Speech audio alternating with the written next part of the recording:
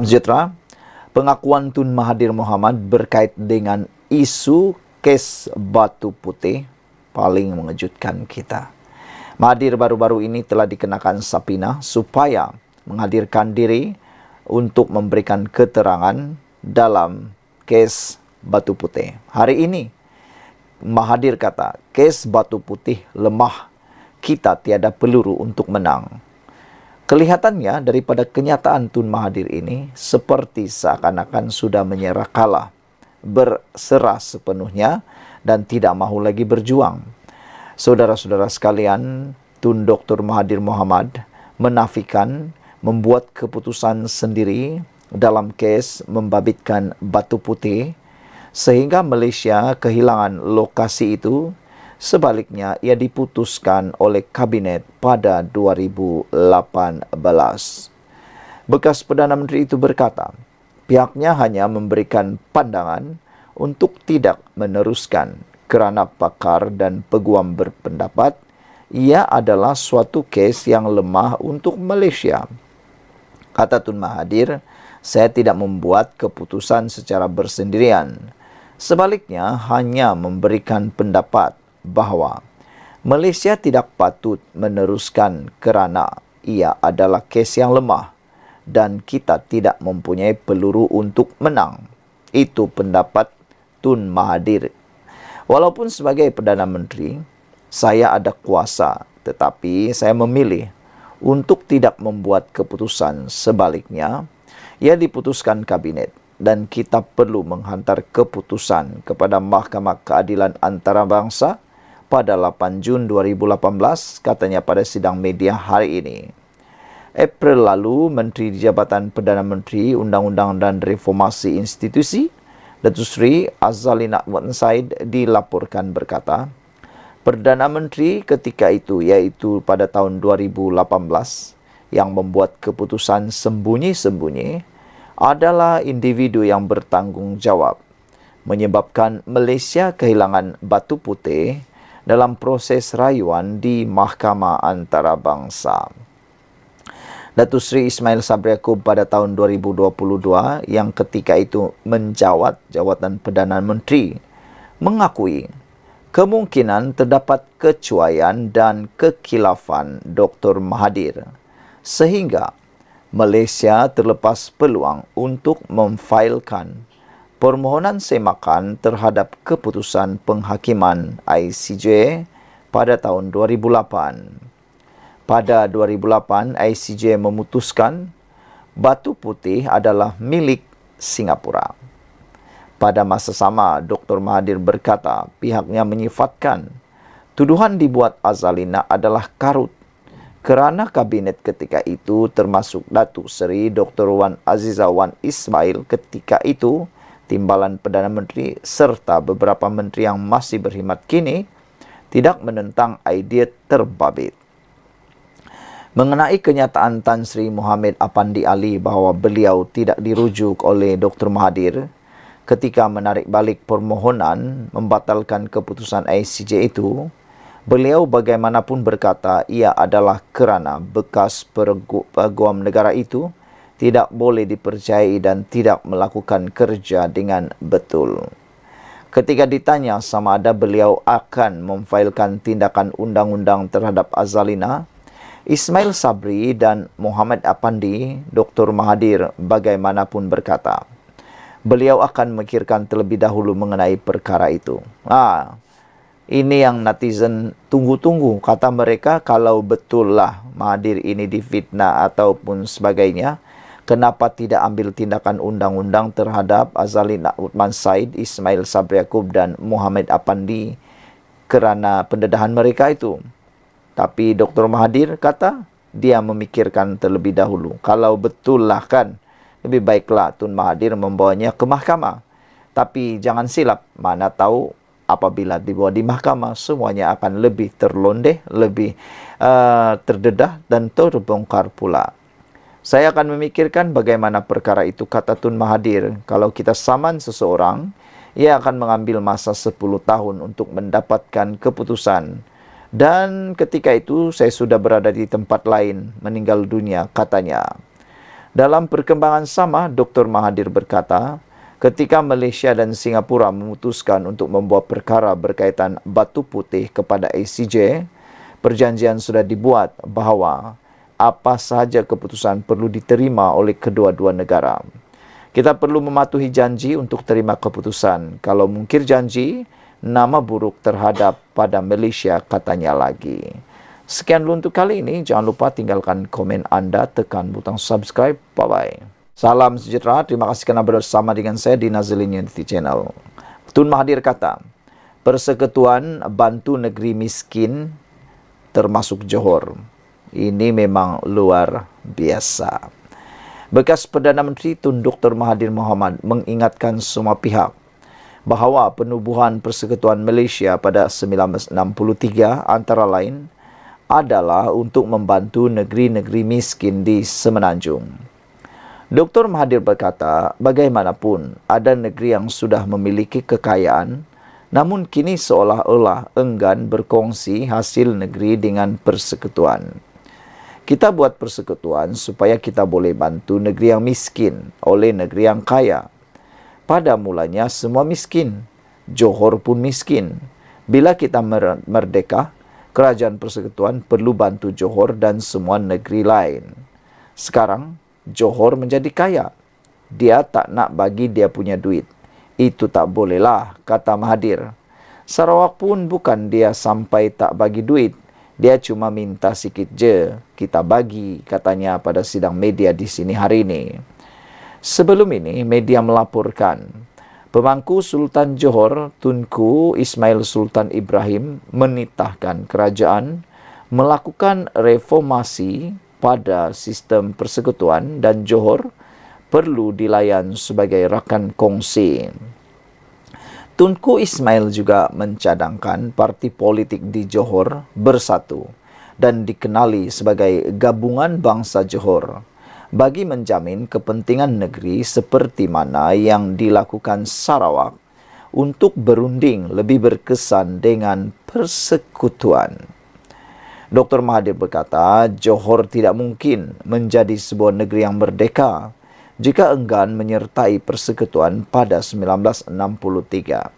Kata Mahathir, Johor adalah negeri pertama yang menghantar dan menandatangani perjanjian McMichael kepada British. Tanpa negeri lain, Johor akan jadi koloni. British bukan jadi negeri merdeka. Dia koloni Britain, kata Mahathir lagi. Tentunya pengakuan dan juga jawapan Mahathir ini akan menjadi satu polemik yang sangat besar. Belum tahu lagi apa reaksi daripada TMJ, Tunku Mahkota Johor, iaitu Tunku Ismail, apabila Mahathir jawab seperti ini. Mungkin baginda mempunyai pendapat yang sendiri.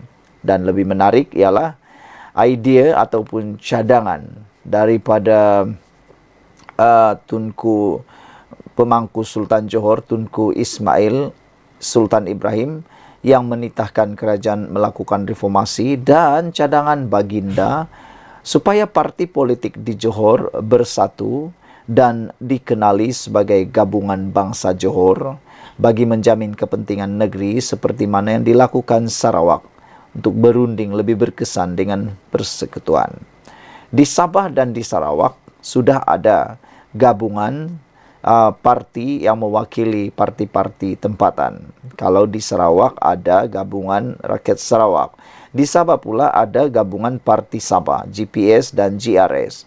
Gabungan Rakyat Sabah dan juga Gabungan Parti di Sarawak ini semua dilihat mempunyai lebih kekuasa, lebih pengaruh untuk mendapatkan layanan seperti yang dikatakan oleh Sultan Ibrahim, dikatakan oleh Tunku Ismail bahawa kerajaan melakukan reformasi pada sistem persekutuan dan Johor perlu dilayan sebagai rakan kongsi. Ini satu isu yang paling panas. Kita tunggu apa pula reaksi TMJ selepas ini. Kita jumpa lagi. Bye-bye. Salam sejahtera. Ini paling panas hari ini. SPRM merampas duit berjumlah 4,4 juta. Wow, jika dipikir-pikirkan ini, saya dapat memberikan satu imajinasi, dapat membayangkan.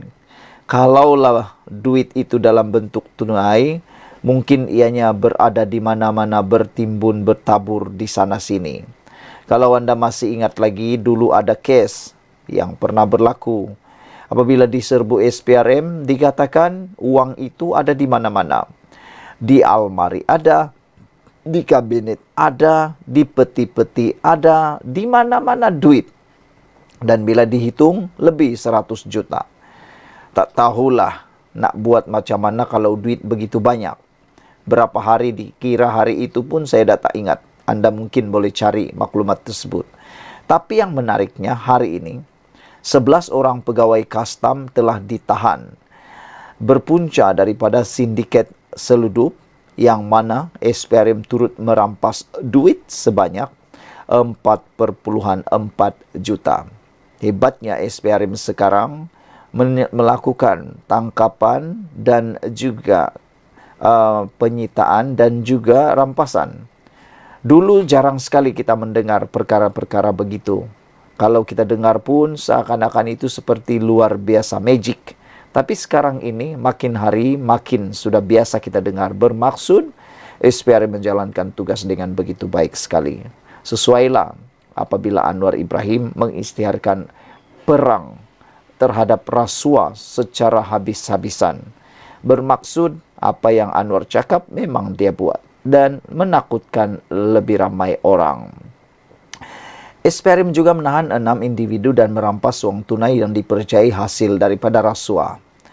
Suruhanjaya Pencegahan Rasuah Malaysia SPRM menahan 17 individu termasuk 11 pegawai kastam bagi membantu siasatan kes penyeludupan barangan import dan elak cukai di Pelabuhan Klang membabitkan ketirisan berjumlah RM 3,5 bilion sejak 10 tahun lalu. Wow, ini kes yang dikorek sejak 10 tahun lalu, melibatkan jumlah yang bukan alang-alang, bukan calang-calang. 3,5 bilion, itu jumlah yang sangat luar biasa besarnya, saudara-saudara sekalian. Kalaulah itu tidak tiris, pasti banyak boleh digunakan. Sumber berkata, hasil siasatan SPRM juga berjaya merampas wang tunai berjumlah 4,4 juta dipercayai diperoleh secara rasuah oleh pegawai kastam terlibat. SPRM turut menyita 4 unit motosikal Yamaha XMX setiap satunya berharga kira-kira RM28,000, Toyota Alphard bernilai lebih RM200,000, sebuah kereta BMW, barangan kemas, jam tangan mewah, dan sebidang lot tanah yang semuanya dibeli dengan wang tunai. Wow, memang gila lah punya kaya ni kan. Bayangkan jumlah-jumlah itu, 28,000, 200,000, sebuah kereta BMW, barang kemas, jam tangan mewah, tanah pula dibeli dengan tunai. Ini kalau bukan orang yang kaya raya, jutawan tahap gaban, tak mungkinlah beli-beli benda-benda tu. Menurut sumber, SPRM turut membekukan 12 akaun syarikat dan individu dengan anggaran nilai berjumlah RM2 juta. Sementara itu, Timbalan Ketua Pesuruh Jaya Operasi SPRM, Ahmad Kushairi Yahya, ketika dihubungi, mengesahkan semua individu tersebut ditahan bagi membantu siasatan. SPRM dan Kastam dalam operasi bersama awal bulan lalu menahan 19 kontena mengandungi pelbagai barangan import dengan 5 daripadanya mengandungi pelbagai jenis barangan bercukai termasuk lampu LED, lampu solar dan tin daging babi diproses. Semua kontena tersebut diisytiharkan sebagai barangan import termasuk kerusi roda, tekstil dan jamban duduk bagi mengelakkan cukai. Pihak berkuasa juga sedang memburu seorang lelaki warga Singapura yang disyaki dalam sindiket berkenan. Sekian dulu kali ini, jangan lupa tinggalkan komen anda. Jom sokong tindakan kerajaan menghapuskan rasuah. Jumpa lagi. Selamat petang, salam sejahtera. Terima kasih kerana bersama dengan saya di Nazilin Unity Channel. Ini perkembangan terkini cerita menantu Muhyiddin Yassin. Persoalannya, sudah ditangkap atau belum, sudah serah diri atau belum, sudah diketahui tempatnya atau belum. Semuanya itu hanya diketahui kalau ada orang yang bocorkan. Ada yang merayu supaya Muhyiddin Yassin memberitahu lokasi menantunya. Ada juga yang memberitahu supaya Muhyiddin merayu kepada menantunya supaya pulang ke Malaysia untuk selesaikan kesnya. Tapi lain pula cerita. SPRM kata disahkan. SPRM belum lagi menerima panggilan menantu Muhyiddin untuk serah diri. Wah, ada netizen kata boleh tahan juga lihatnya menantu Muhyiddin ini untuk pulang ke Malaysia. Mereka persoalkan apa sebenarnya yang menjadi ketakutan kepada menantu Muhyiddin ini sehingga sanggup tak pulang ke Malaysia. Mereka bertanya, mereka samakan dan mereka bandingkan menantu Muhyiddin dengan Raja Pelarian iaitu Raja Petra Kamarudin yang tak balik-balik ke Malaysia lagi. Kata mereka, apa yang ditakuti sangat? Kalau benar tak salah, kenapa tak pulang ke Malaysia? Kalau salah, memanglah patut takut, kata mereka lagi. Jadi itu sebabnya apabila SPRM mengesahkan menantu Muhyiddin belum menelefon atau membuat panggilan atau serah diri, ramai orang yang marah. Suruhanjaya Pencegahan Rasuah Malaysia SPRM mengesahkan masih belum menerima panggilan daripada ahli perniagaan Datuk Muhammad Adlan Berhan, iaitu menantu kepada bekas Perdana Menteri Tan Sri Muhyiddin Yassin berhubung pertuduhan pecah amanah. Ketua Pesuruhjaya SPRM Tan Sri Azam Baki berkata, pihaknya masih meneruskan usaha mengesan keberadaan Muhammad Adlan selain meminta individu tersebut untuk menyerah diri dan menghadapi pertuduhan yang dikenakan. Tindakan lanjut setakat ini, kita masih teruskan usaha dengan polis antarabangsa atau Interpol dan pihak berkuasa lain bagi mengesan beliau, kata Azam Baki. Azam berkata demikian ketika ditemui media selepas majlis pelancaran buku The Sin of Corruption, A Religious Perspective oleh Transparency International Malaysia TI Malaysia di Pusat Konvensyen Antarabangsa Putrajaya PICC pada Khamis. Sinar Harian pada Februari melaporkan bahawa Azam mengesahkan siasatan ke atas Muhammad Adlan sudah lengkap, namun keberadaan individu berkenan belum dikenal pasti, memandangkan beliau tidak pulang ke tanah air selepas keluar dari Malaysia pada Mei tahun lalu. Jelasnya, Muhammad Adlan perlu kembali ke tanah air bagi menghadapi pertuduhan oleh SPRM membabitkan kes pecah amanah jenayah CBT. Pada Oktober tahun lalu, Pengarah Jabatan Siasatan Jenayah JSJ Bukit Aman, Datuk Seri Muhammad Suhaili Muhammad Zain memberitahu telah menyerahkan dokumen kepada Interpol untuk permohonan notis merah terhadap Muhammad Adlan dan peguamnya Mansur Saad.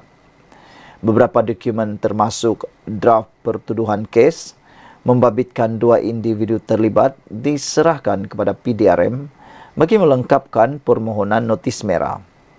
Tindakan memanggil Muhammad Adlan dilakukan oleh SPRM membabitkan kes penyelewengan projek pendaftaran, pengambilan dan penyimpanan biometrik pekerja asing bagi sebuah kementerian. Sekian dulu untuk kali ini. Jangan lupa tinggalkan komen anda, tekan butang subscribe. Kita jumpa lagi. Bye-bye. Salam sejahtera. Terima kasih kerana bersama dengan saya. Rosmah terima barangan mewah daripada 48 vendor di 14 bidang kuasa. Ini pendedahan paling luar biasa.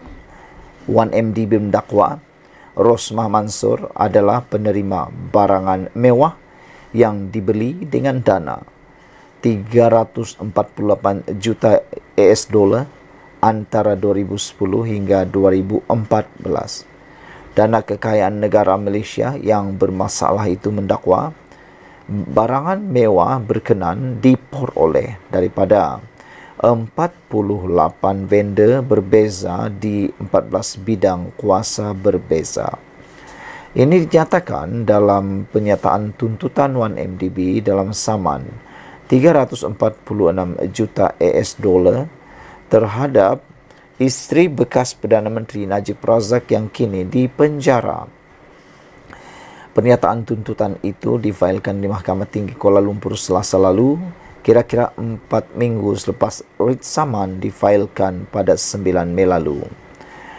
Plaintiff pertama 1MDB mendakwa bahawa bayaran untuk barangan mewah itu yang didakwa diterima oleh defendant pertama iaitu Rosmah dibuat dengan dana yang diselewengkan dalam 5 fasa penipuan yang didakwa. Dalam wang itu bertujuan untuk digunakan untuk pelaburan.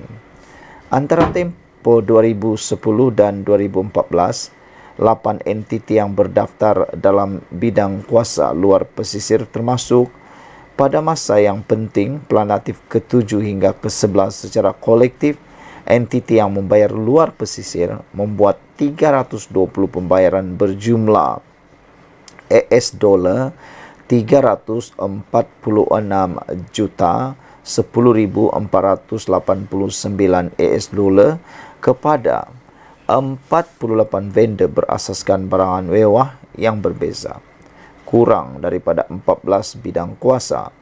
14 bidang kuasa, bayaran-bayaran ini telah dibuat untuk pembelian barangan mewah oleh dan bagi defendant pertama, dan barangan mewah ini telah diterima oleh defendant pertama. Bayaran-bayaran tersebut dapat dikesan kepada dan atau memiliki wang yang telah diselewengkan daripada plaintiff pertama hingga ke-6, iaitu dana.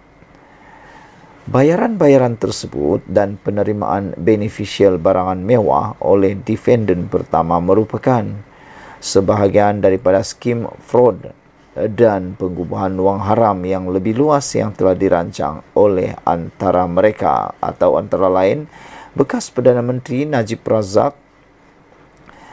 Razak, proksi-proksi Najib Razak dan bekas-bekas fiduciary dan pemegang amanah plaintiff pertama hingga ke-6, di mana berbilion ringgit Malaysia telah diselewengkan dan digubah melalui pelbagai entiti luar pesisir. Pada dasarnya, dana plaintiff pertama hingga ke-6 yang sepatutnya digunakan untuk pelaburan dalam pelbagai usaha niaga telah sebaliknya dipindahkan secara salah atau fraud kepada entiti-entiti yang didaftarkan di bidang kuasa luar pesisir yang tidak mempunyai kaitan dengan atau tidak mempunyai tujuan yang sah berkenaan dengan objektif-objektif pelaburan plaintiff pertama hingga ke-6 yang didakwa. Plaintiff kedua hingga ke-5 ialah anak syarikat 1MDB. Sekian dulu untuk kali ini. Jangan lupa tinggalkan komen anda, tekan butang subscribe. Bye. Salam sejahtera. Ini pendedahan yang luar biasa daripada SPRM. SPRM mendedahkan bahawa ada peringkat lebih tinggi terlibat isu rasuah daftar nikah di Perlis. Suruhanjaya Pencegahan Rasuah Malaysia (SPRM) percaya ada individu di peringkat lebih tinggi terlibat dalam kes penerimaan suapan berjumlah lebih RM1 juta dalam pengurusan pendaftaran pernikahan di Perlis. Ketua Pesuruhjaya SPRM Tan Sri Azam Baki berkata, berdasarkan siasatan dilakukan ke atas 3 suspek termasuk seorang pegawai kanan Jabatan Hal Ehwal Agama Islam Perlis mendapati ada kemungkinan penglibatan pihak lain. Setakat ini belum ada tangkapan baharu, namun demikian saya tidak menolak kemungkinan ada peringkat lebih tinggi yang terlibat. Di sini pentingnya untuk diketahui ke mana wang itu pergi dan siapa lagi yang terlibat dalam skandal mendaftarkan mereka ingin berpoligami di Thailand dengan secara tidak betul, katanya, kepada pemberita selepas menyempurnakan majlis penutupan pertandingan debat anti rasuah Institut Pendidikan Tinggi Piala Ketua Pesuruhjaya SPRM 2024 di Universiti Teknologi Petronas di Tronoh di sini pada Ahad. Azam Baki berkata siasatan dijalankan SPRM berkait kes itu juga akan menjurus untuk mengesan pasangan terlibat kerana memilih jalan mudah menggunakan ejen di Jabatan Agama Islam untuk mendaftarkan pernikahan dengan menggunakan wang rasuah. Dalam siasatan ini, kita tidak ada keperluan untuk membuat penyiasatan kenapa mereka bernikah dan berpoligami di Thailand. Pentingnya, pasangan ini apabila balik ke Malaysia terutama di Perlis, mereka daftarkan pernikahan dengan cara yang tidak mengikut prosedur iaitu secara rasuah katanya. Mengulas lanjut, Azam berkata SPRM telah membuat permohonan untuk membekukan akaun 3 suspek yang ditangkap dan disyaki terlibat dalam sindiket berkenaan.